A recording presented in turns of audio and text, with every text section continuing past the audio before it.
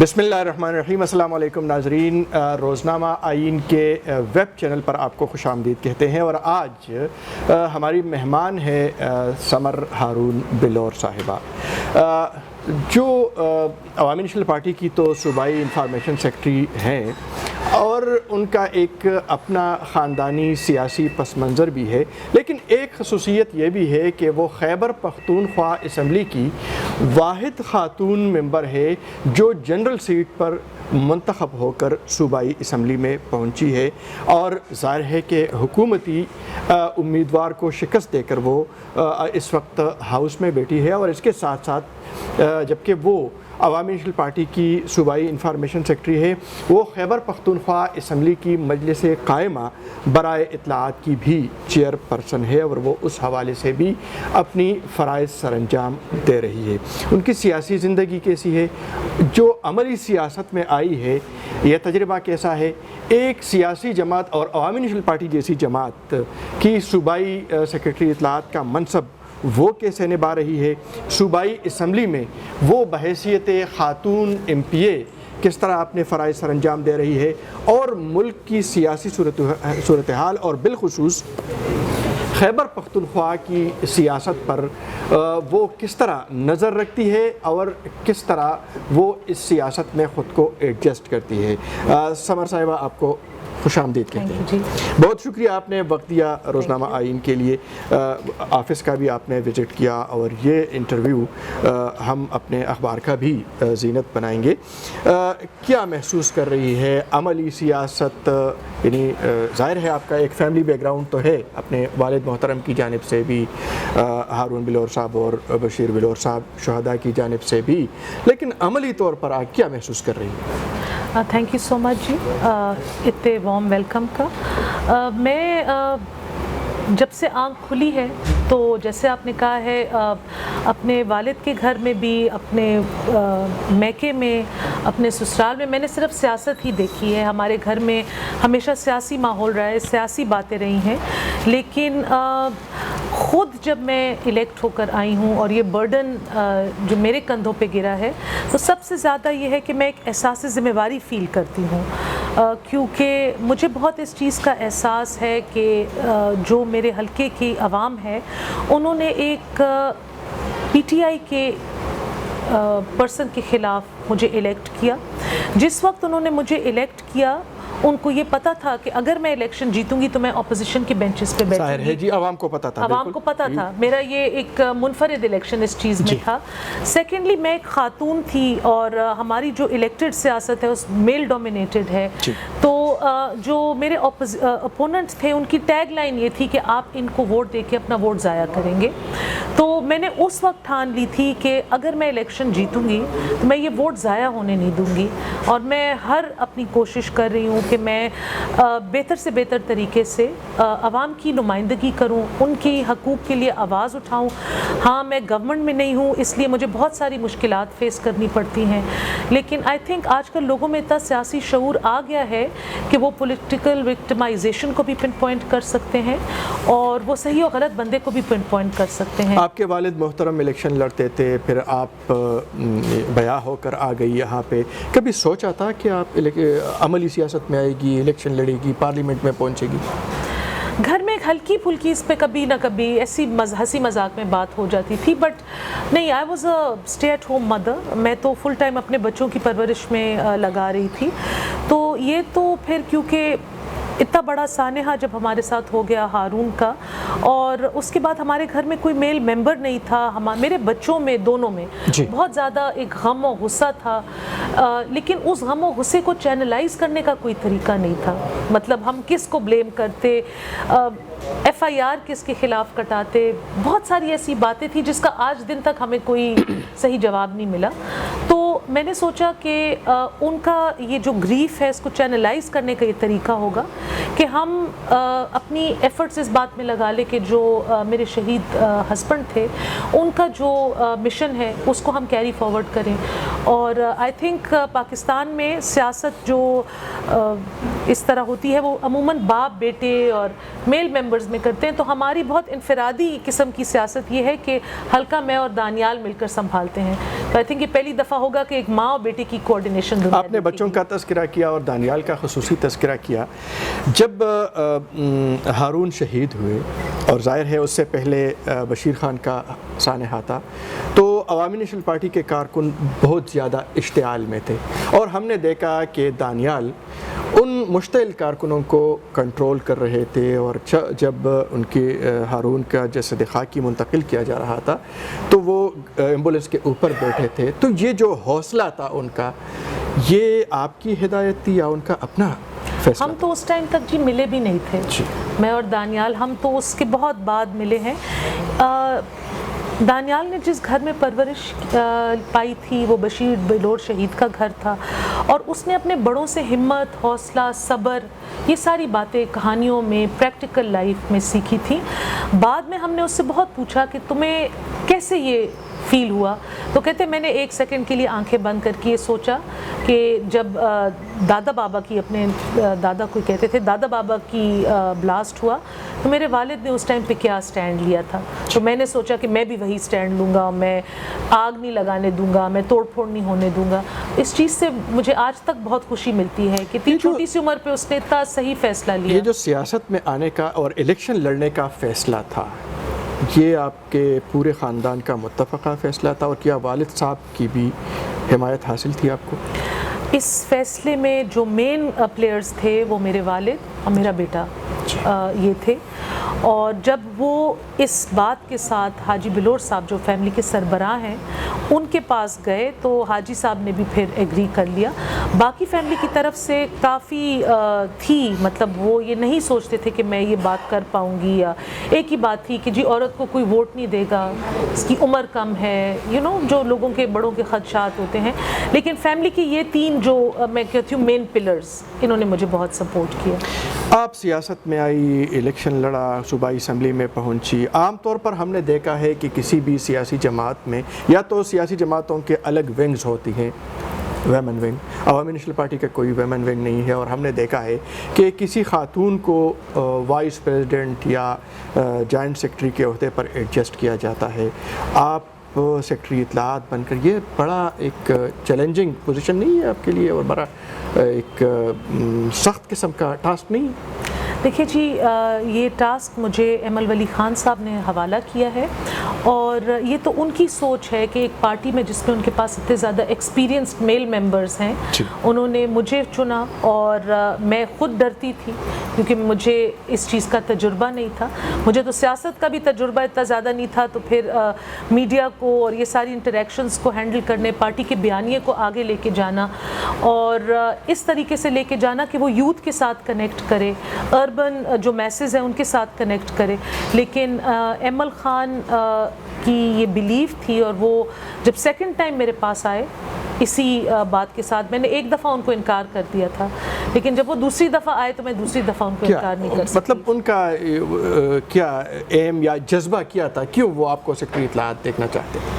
وہ تو آپ کسی دن ان سے پوچھیے گا, لیکن آئی تھنک کہ وہ اپنی پارٹی کا, دیکھیں جی جو عوامی نیشنل پارٹی ہے اس میں عورتوں کی بہت سپیس ہے, بہت ایک ریگارڈ ہے. ہماری پارٹی کو نسیم علی خان بی بی نے بہت عرصہ بہت اچھے طریقے سے چلایا ہے.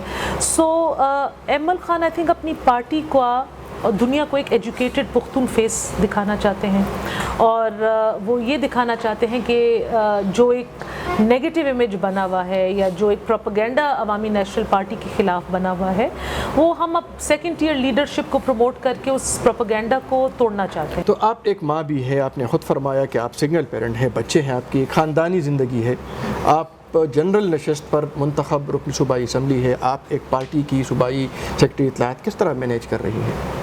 جی بھاگ دوڑ کے, اور اپنی فیملی اور اگین کام میں جو میری ٹیم ہے, میری پروونشل انفارمیشن ٹیم, اگین پھر عوامی نیشنل پارٹی کی پروونشل پریزیڈنٹ ایمل خان کو بہت کریڈٹ دوں گی کہ کچھ چیزوں میں وہ مجھے بہت چھوٹ دیتے ہیں. جو پارٹی کے دورے ہوتے ہیں یا جس میں باقی ساری کیبنٹ جاتی ہے, وہ مجھے اس سے ایکسکیوز کر دیتے ہیں کیونکہ وہ ریئلائز کرتے ہیں کہ میں وہ ٹائم اپنے بچوں کو دینا پسند کروں گی.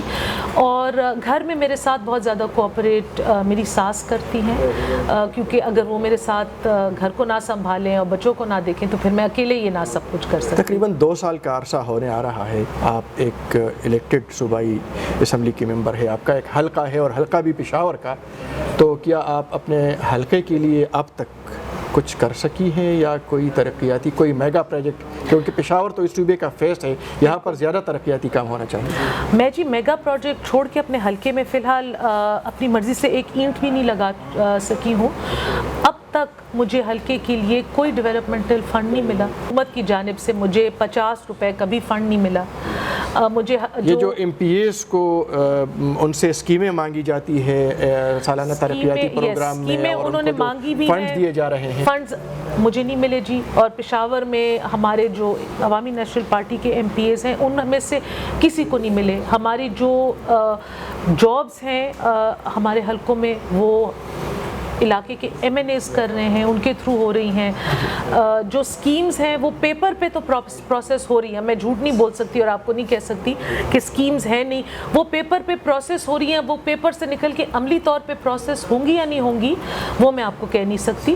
لیکن اس 2 سال کے پیریڈ میں، کیونکہ اربن پشاور، آپ کو پتہ ہوگا پشاور لاجسٹکلی اربن رورل 2 ایریاز میں ڈیوائیڈڈ ہے. اربن پشاور میں میں اکیلی اپوزیشن کی ممبر ہوں، مطلب نہ صرف عوامی نیشنل پارٹی سے، ایک میں ہوں، باقی سارے پی ٹی آئی کے ہیں. تو جب شہر میں کسی کو کوئی مسئلہ ہوا ہے، چاہے وہ تاجر برادری ہو، وہ ٹیچرز ہوں، وہ نان بھائی ہوں، وہ پولیس والے ہوں، وہ سارے انہوں نے مجھ سے رجوع کیا ہے. اور میں یہ بات بہت خوشی سے اور گرو سے کہہ سکتی ہوں کہ میں نے اس بات کو پھر بہت to the best of my ability ان کا ایشو اٹھایا ہے، ان کی ایشو ریزالو کیے ہیں حکومت کے ساتھ نیگوشیٹ کر کے. ان کے اب آج کل کیمسٹ اور فارماسسٹ کا ایک ایشو وہ ہے جو میں ہوپ کر رہی ہوں کہ میں ان قریب حل کروں گی. جو خدمت میں کر سکتی ہوں، جو میں ٹائم دے سکتی ہوں میں دے رہی ہوں. اور کیونکہ وہ باقی لوگوں کی زبانیں سیدھی گئی ہیں، وہ شہر کے لوگوں کی جو ایشوز ہیں ان پہ بات نہیں کر سکتے، تو اب شہر کے لوگوں کو یہ فیل ہوتا ہے کہ ہر چھوٹے اور بڑے مسئلے کے لیے وہ مجھ سے رجوع کریں. تو فائدہ کیا ہے؟ وہ آپ سے رجوع تو کر لیتے ہیں لیکن حکومت آپ کی بات مانتی نہیں ہے، آپ کی سفارش کو تسلیم نہیں کیا جاتا. تو آپ نہیں سمجھتی کہ آپ کی سیاسی وابستگی کی وجہ سے آپ کے حلقے کے عوام سفر کر رہے ہیں؟ دیکھیے جی، یہ تو ڈیفینیٹلی ایک بات ہے، حلقے کی عوام کو سفر کرایا جا رہا ہے اور اس بات کو میں ہر فورم پہ اٹھاتی ہوں، کیونکہ یہ لوگوں کا ڈیموکریٹک رائٹ ہے کہ وہ ایک ووٹ ڈالیں، وہ کسی کو سلیکٹ کریں اپنی مرضی کا. اگر یہ غلط ہے تو پھر کسی کو بائی الیکشنز یا الیکشنز کرانے ہی نہیں چاہیے، بس ایک پرائم منسٹر کا الیکشن کرانا چاہیے اور باقی سارے کام پھر ان کی ٹیم سے. عوامی نیشنل پارٹی اس وقت یعنی ظاہر ہے اس صوبے کی بڑی جماعت ہے، یہاں پر حکومت میں رہ چکی ہے، اپوزیشن میں بھی اس وقت ہے، اس سے پچھلے گورنمنٹ میں بھی اپوزیشن میں تھی. عوامی نیشنل پارٹی تنقید کے زد میں بھی رہی ہے، کرپشن کے الزامات بھی رہے ہیں، اور اس وقت محسوس یہ کیا جا رہا ہے کہ متبادل قوم پرست گروپس یا متبادل قوم پرست جماعتوں کو سامنے لایا جا رہا ہے. اس چیلنج کو کیسے فیس کرے گی عوامی نیشنل پارٹی؟ دیکھیے جی، عوامی نیشنل پارٹی 100 سال پرانی پارٹی ہے، یہ ہمارا پہلا چیلنج نہیں اور ہمارا آخری چیلنج بھی نہیں ہوگا. لیکن یہ اس پارٹی میں اور دوسری پارٹی میں یہ فرق ہے کہ یہ نظریاتی پارٹی ہے. یہاں پہ وہ لوگ ہیں جس کے سب سے بڑی مثال میں ہوں، جنہوں نے اپنے پیارے کھو دیے ہیں، اپنے خون بہا دیے ہیں، لیکن پارٹی کو نہیں چھوڑا. یس دیر از، دیکھیے فرسٹ آف آل تو جو آپ کہتے ہیں جو آلٹرنیٹیو قوم پرست، وہ ایک موومنٹ ہے، وہ ایک پارٹی نہیں ہے. موومنٹ کا وہ ڈسپلن، وہ سٹرکچر نہیں ہو سکتا جو ایک پارٹی کا ہو سکتا ہے. اور موومنٹ پھر کبھی نہ کبھی کچھ نہ کچھ ایسی حرکات کر بیٹھتی ہے کہ جس سے وہ اور ہمارے ادارے تصادم میں آ جاتے ہیں، ڈائریکٹ کانفرنٹیشن میں آ جاتے ہیں. ہم ایک پولیٹیکل پارٹی ہے، ہمارا ایک سٹرکچرڈ آئین ہے، ایک سٹرکچرڈ کانسٹیٹیوشن ہے. ہم پہ چاہے جتنا دباؤ آئے لیکن ہم اس کانسٹیٹیوشن سے لیفٹ رائٹ نہیں ہو سکتے. ہم اپنی بیسٹ آف دی ایبلٹی کر رہے ہیں، سیکنڈ ٹیئر لیڈرشپ کو ابھار رہے ہیں، اپنی جو ہماری ہر ڈسٹرکٹ میں تنظیم سازی ہے اس پہ بہت زیادہ ہم ورک کر رہے ہیں، تاکہ اگر بلدیاتی الیکشنز کال ہوں تو 2 months کے نوٹس پہ Awami National Party will be ready for بلدیاتی الیکشن. کرپشن کے الزامات کے ساتھ ساتھ اب عوامی نیشنل پارٹی پر دہشت گردی کے الزامات بھی سامنے آ گئے ہیں اور وزیر داخلہ صاحب کا بیان آپ کے سامنے ہے. دیکھیے جی, پہلے تو میں کرپشن کی بات کر دوں. کرپشن کے الزامات ہی رہ گئے نا جی. اس آج کل کے زمانے میں جہاں پہ نیب گردی کا ایک زمانہ چل رہا ہے, تو عوامی نیشنل پارٹی کے وہی بڑے ہیں, وہی ہمارے لیڈرز ہیں. ہم تو اگر آپ انفارمیشن کمیٹی بھی جو آپ کے پاس آئی ہوئی ہے دیکھ لیں, ان سب کی سیکنڈ تھرڈ جنریشن پارٹی میں ہے. تو عوامی نیشنل پارٹی کے کون سے لوگ پینما لیکس میں ایکسپوز ہوئے ہیں, کون سے لیڈرز ہیں جن کی جائیدادیں نکلی ہیں, وہ صرف ایک زبانی جمع خرچ تھا, ایک پروپیگنڈا تھا جو ہماری اس وقت کی حکومت اور جو پارٹی کی جو اس وقت کی قیادت تھی اچھے طریقے سے ٹیکل نہیں کر سکی. یہ ہمارا اپنا ایک فیلئر تھا جس کو ہم نے پھر بہت ایک الیکشن میں ایک منفی انداز سے ہم نے ایز اے پارٹی اس کو بھگتا ہے. اور جو انٹیریئر منسٹر صاحب کی اسٹیٹمنٹ ہے اس پہ میں کیا بیان کروں, وہ تو ایک شاکنگ اسٹیٹمنٹ تھی. ہم عوامی نیشنل پارٹی اپنے شہداء پہ بہت پرائڈ محسوس کرتے ہیں, ہم ان کو اون کرتے ہیں. یہ ہماری پارٹی کا اثاثہ ہے, وہ نہ رہ کے بھی ہماری پارٹی کا اثاثہ ہے. ہر پارٹی یہ نہیں کہہ سکتی کہ ہر ضلع میں ہمارے پاس اتنے شہداء ہیں جنہوں نے اتنی دلیری کے ساتھ, اور یہ جو وار آن ٹیرر تھا, یہ war of ANP versus the forces نہیں تھا, یہ war on terror of the militants versus Pakistan تھا. اور ہم تو پاکستان کی عوام کی آواز بن کے ایک سیسا پلائی دیوار کی طرح کھڑے ہوئے ہیں. ہم نے ہمیشہ پہلے اپنے آپ کو گوایا ہے, لیکن عوام کو ہم نے پروٹیکٹ کرنے کی کوشش کی ہے. حکومت کے خلاف ایک تحریک اس وقت میدان میں ہے اور عوامی نیشنل پارٹی اس کا حصہ ہے, لیکن عوامی نیشنل پارٹی کے سربراہ اسفندیار ولی خان صاحب نظر نہیں آ رہے ہیں اس تحریک میں کہیں. دیکھیے جی, عوامی نیشنل پارٹی کے جو سربراہ ہیں ہمارے مشر اسفندیار خان, ان کی طبیعت کافی عرصے سے ناساز ہے.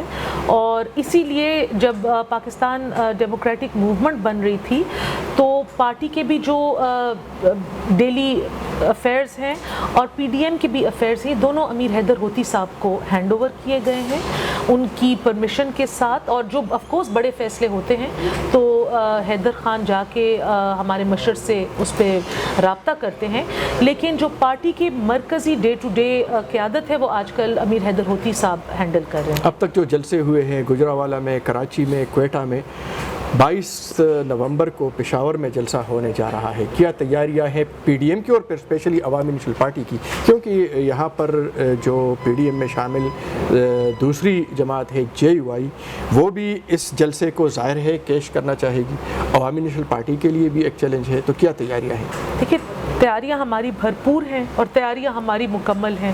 جیسے میں نے آپ کو کہا ہے, ہم نے پچھلے پورا سال اپنی تنظیم سازی پہ بہت فوکس کیا ہے.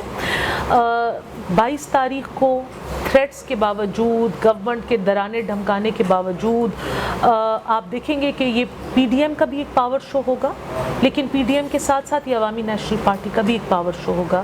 پشاور ویلی ہسٹوریکلی عوامی نیشنل پارٹی کا ایک پاور بیس رہی ہے, اور ہم 22 نومبر کو یہ بات پروو کریں گے کہ یہ ابھی بھی ہمارا پاور بیس ہے. شوکت یوسف زئی صاحب صوبائی وزیر ہے, انہوں نے مذاکرات کی دعوت دے دی ہے کہ جلسہ ملتوی کر دے اور خطرہ ہے, اور تو کیا کہیں گے اس حوالے سے؟ دیکھیے جی, جس شہر میں جلسہ ہوتا ہے اس شہر میں خطرہ ہو جاتا ہے, اس شہر میں کرونا بڑھ جاتا ہے. جلسہ ختم ہو جاتا ہے, کرونا بھی ختم ہو جاتا ہے, تھریٹس بھی ختم ہو جاتی ہیں.